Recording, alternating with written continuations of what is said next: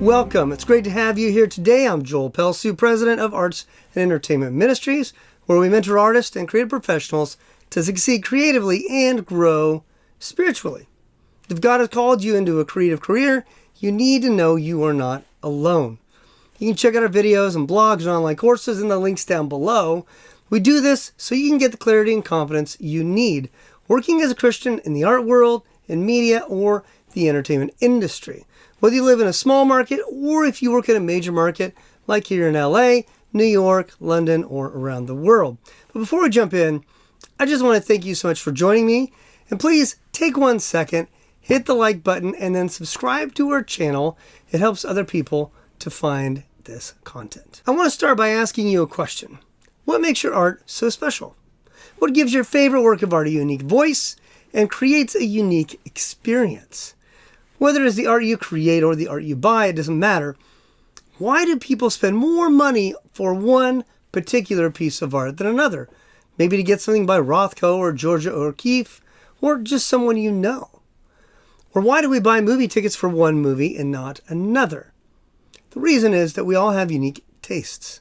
We see ourselves as individuals who are free to choose our own movies, artwork, and music. That's why you put that work of art in your office, or why you played that music in the living room, or why you bought the DVD for the movie you love.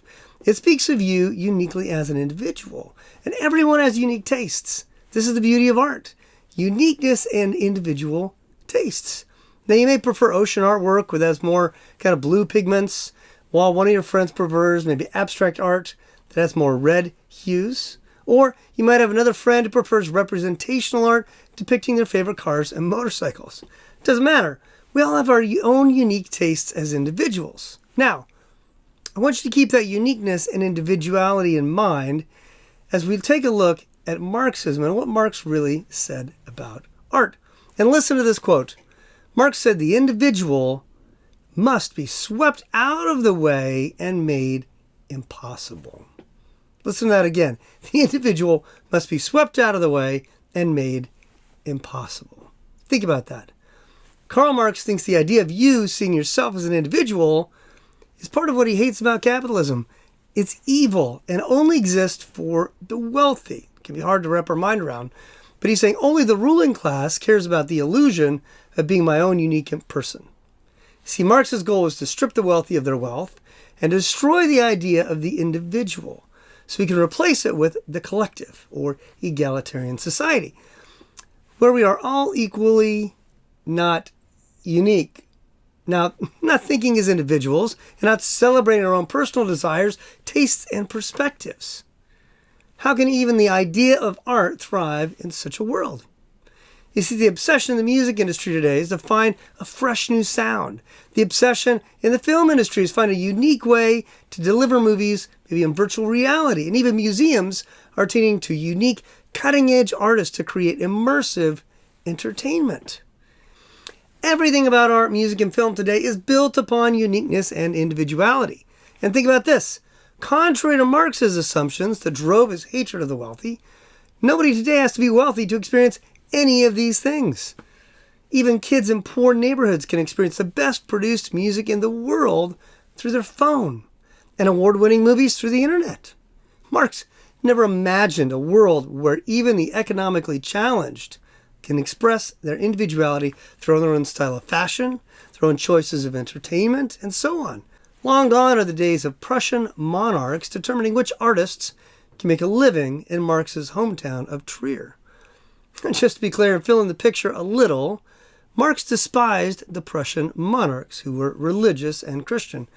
They supported artists. And by the way, those artists Marx despised were Christians who emulated the famous German artist Albrecht Dürer. They were called Nazarenes, and Marx absolutely hated the very nature of these patrons giving money to these artists to make religious artwork. It is part of Marx's foundational hatred of the church, of patrons, and of artists who create artwork for those patrons. Now, I know many art schools have promoted Marxism as a philosophy to fix our social problems. Take care of the poor, care for the downtrodden, take away the excess money from people who have more money than they'll ever spend, and then if we overthrow the entire structure that made those people wealthy, we can finally create a new world where everyone is equal. No one is homeless, no one is starving. It doesn't sound too bad. But as Marx famously put it, from each according to his ability, to each according to his need. Nobody argues that providing for the poor is bad. Nobody argues that there aren't wealthy people who could do a lot more for society with their billions of dollars than they do. But there is a famous law called the Law of Unintended Consequences. See, every time you start to fix a system, unforeseen problems will arise. But please, before your brain jumps the tracks to attack me, before hearing me out, please realize what I am not saying.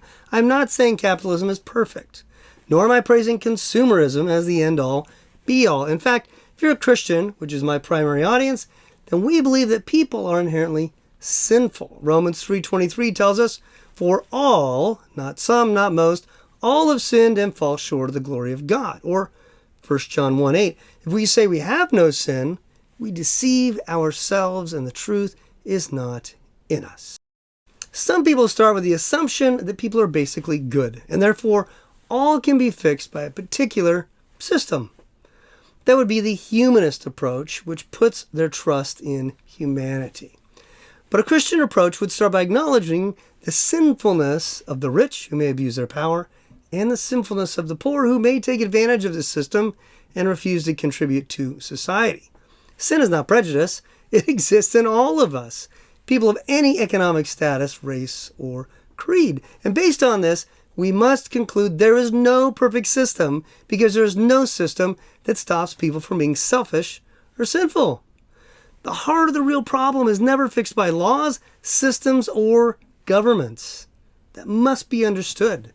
In the age of big tech, many have begun to assume that with the right technology, the right programs, and the right systems, we can fix everything. But here's the essential point we must never forget. Only the gospel can change hearts. And that is the only thing that can truly transform a society into the society we all truly long for. Unfortunately, this won't happen on earth, at least not before Jesus comes again and we experience life in the new Jerusalem. And here's the danger we see today. People want to make life today in our civilization perfect.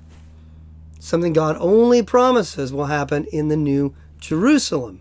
Fancy theological term for this is immanentizing the eschaton. It means trying to create heaven here, right now. We're not going to wait for God. We're not going to wait for Jesus to come again. We got this, God. We can do this by ourselves. We'll fix everything. It is a very dangerous thing to try to do. In fact, Jesus told us that it's impossible.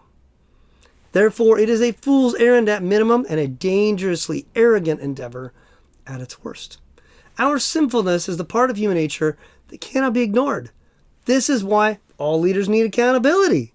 And this means everything from museum curators, movie studio executives, pastors, CEOs, union leaders, hedge fund managers, teachers, theater owners, and you get the idea. No system can eliminate the sin within the human heart, period. If your gut reaction to this video is basically to comment and say, yeah, but the problem with capitalism is whatever you want to fill in the blank with, take time to listen first and hear what I'm really saying. This is not a pro-capitalism post. It's not a pro-consumerism post. It is simply an examination of what Marxist theory would really mean to artists, theaters, movie production studios, record labels, galleries, and so on, if it was truly embraced. Now, it may sound a bit far-fetched at first, but just hear me out. So I addressed three primary questions. First, what would that mean to art as a commodity? Exchanged in society, I sell my art, you buy it, a commodity. Well, based on Marx's explicit desire for the abolition of private property, which means you cannot own your own art studio, movie studio, or recording studio, because that's the means of production. If you own anything that is part of producing art, your business is what Marx demands be destroyed. It is, in today's term, evidence of your privilege and must be destroyed. Second, his stated desire to eliminate individualism to be replaced by an egalitarian commune means your unique ideas, talents, and gifts are of no more value. Being unique will be passé, if not forbidden. Remember, Marx wanted to make the very concept of the individual impossible. Hard to imagine. The concept of the individual, impossible. Well, what would that mean to patrons? That's my second question. As wealthy benefactors? Well, quite simply, all patrons should be thrown out. For Marx, first, all wealthy people are oppressors and inherently evil. So those nice board members at your theater, your museum, or your art school should be stripped of their money, pushed aside. You can't look to them for money. And second, your art should be used to attack the wealthy because they are the oppressors. So if you're doing your job correctly, as Marx had called artists to do, you would be so offensive to the patrons that they would never buy your work. And third, what would that mean to the art industry? Well, movie theaters and studios would have to be dismantled because the owners are controlling the production of art. And galleries must be dismantled because they're controlling the production and sale of art and private property. All museums, etc. Everyone who might help you sell your art, market your art, produce shows, concerts, cannot provide that opportunity or that service anymore. At this point, you may be asking a simple question. Where does this come from? Where do you get this? Well, in his book, A Contribution to the Critique of Political Economy, Karl Marx argued that all art must reflect the truth of the current age. Well, which means because Marx saw capitalism as alienating and ugly, therefore all artists should therefore only be making art that is ugly, offensive, and alienating. Why? Because his Hegelian philosophy drove him to view everything as conflict. It's a dialectic, and only through conflict can we make progress. There's no gradual improvement. We require a violent revolution to get to the next stage of growth. It's a necessary part of his worldview. So artists must lead the way by being confrontational and offensive. If man is going to evolve, we must overthrow the bourgeois elite, and the artist should be offending, demonizing, and protesting the bourgeois in power. There should be no pursuit of beauty or harmony. Yes, this is actually what Marx claims. Only violent, disgusting, repulsive art to shock the poor and the oppressed workers so they rise up and overthrow this evil boss who you also attack through your artwork. What does this really mean for a Marxist artist living in a capitalist society? Well, all art is reduced to political propaganda. Propaganda for the revolution. This is what Karl Marx thinks all artists should be doing. No more landscapes, figure drawings, playful concepts, comedy, thrillers, American Idol TV programs, or reality TV housewives. No magic shows, no rom-coms. No, only offensive, in-your-face, revolutionary art. And if it upsets the elites, you have done your job. Pat yourself on the back. This was the foundation of socialist realism art and the anti-art movements. The Marxist intellectuals who further developed his aesthetics would be Herbert Marcuse and Walter Benjamin. As Marcuse said, artists must be the most alienated members of modern society. Forget making money, forget the love of your family and friends. You as an artist should be consumed with revolution, full of hatred toward the elites, and completely absorbed in making everyone else feel that same way through your art. If you're talented, you can do it. But if you look around our society and see artists obsessed with political slogans, attacking their enemies, canceling people they disagree with, and creating division between people, don't wonder where this came from. It is an old philosophy. It comes from a Marxist view of art as propaganda for a revolution through demonizing elites and seeking a violent overthrow of those elites. And you may think, well, I think our culture has a lot of problems and probably needs a transformation.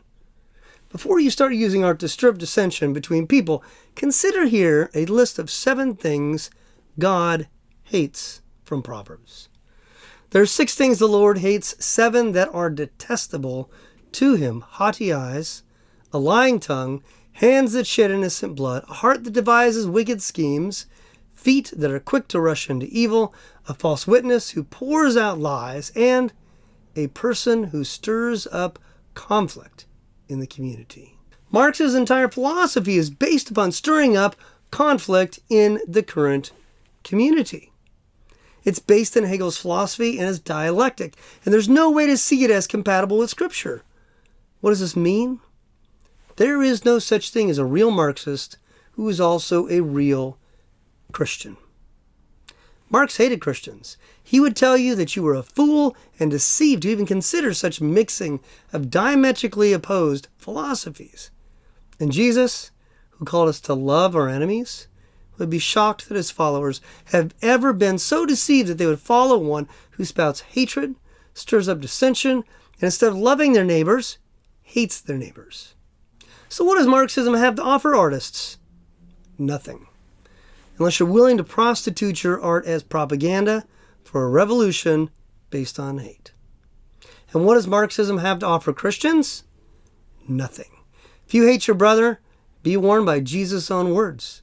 He said, "But I tell you that anyone who is angry with a brother or sister will be subject to judgment. Again, anyone who says to a brother or sister, Raka, is answerable to the court, and anyone who says, you fool, will be in danger of the fire of hell." This is from the Sermon on the Mount in Matthew chapter 5, verse 22. Jesus was not vague in his statement. We do not have the luxury of hating the wealthy or ignoring the poor. Sure, we need to work to make society better, but the ends do not justify the means. They may work for a Marxist, but it is the opposite of the gospel. God cares about our actions, our obedience, and our hearts, not just results. And contrary to Karl Marx, Judaism and Christianity provide a rich heritage for valuing your art, your individuality, and your creativity. The God of the Bible actually cares about art. He gave us a Bible filled with wonderful stories and parables and poetry and psalms. He commanded Bezalel to make artwork when he rescued his people from Pharaoh. And he is the one true God who put Adam and Eve in a beautiful garden. When it's all finished, he has promised us an extravagant city with golden streets. This is the God who Solomon says makes all things beautiful. This is the God of the Jews and the Christians who understands the beauty we long for. He understands why we make art, why we celebrate the uniqueness of each human and the individuality of all humans. Why and how does this God value us as creatives and artists? This is how he made us. And back to our original question, what makes art so special? Whether it is the art you create or the art you buy. And why do people spend more money to own one particular piece of artwork? Or why do we buy movie tickets for one movie and not another? The reason is that we all have unique tastes because we are all unique individuals because God made us unique. You see, worshiping the God of the Bible is worshiping a God who treasures you as a unique individual with talent and creativity and love and passion and imagination, and he rejoices over you using those gifts. Not to hate people, not to demonize the elite.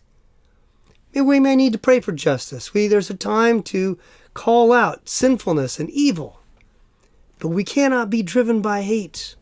That's not why God gave you art. It's not why he made you unique. That's not why he gave you all that he gave. There's no reason to stop celebrating our own ideas and creations. There's no reason to let politics ruin the art world, ruin comedy, or the entertainment industry. So here's the conclusion. If you care about your individuality as an artist, if you care about your own unique voice as an artist, if you care about art that is not a slave to politics, then please run from anything that smacks of Marxist aesthetics. It will never give you the freedom you long for, because the freedom you long for is found in Jesus. He's the one who can remove our shame for whatever has been done to us. He's the one who can remove our guilt for whatever sins you and I have committed. And he is the one who stands with his arms wide open, inviting you into his arms of love. Only he can change the hearts of people so they love one another instead of taking advantage of one another.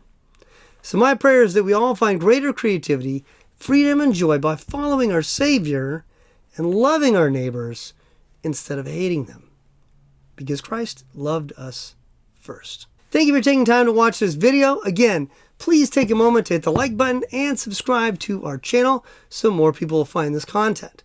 There are links down below. You can subscribe to our emails and learn about our online courses. And as always, place any comments or questions down below, and I look forward to continuing the conversation.